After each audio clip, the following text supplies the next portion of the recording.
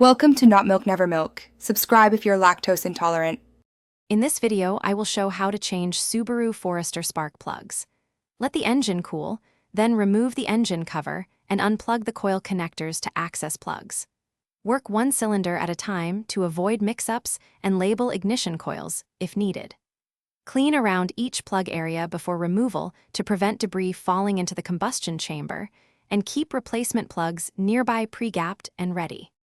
Begin by removing one ignition coil at a time and set it aside in order.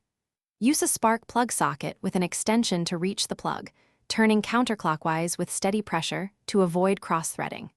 Examine each removed plug for deposits that might indicate engine issues and clean the plug wells if necessary.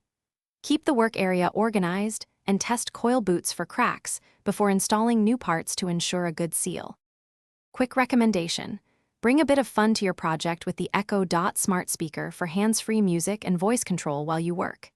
It fits neatly in a corner of the garage and can set timers, play how-to audio, or control lights as you wrench.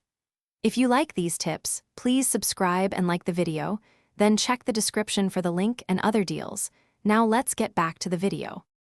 Start by checking plug gaps and applying a tiny bit of anti-seize to the threads only if recommended.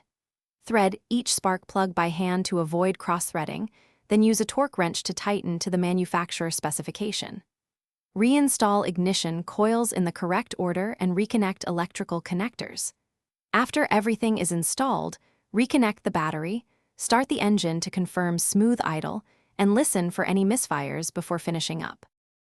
Thanks for watching. If this was helpful, leave a like and consider subscribing. See you next time.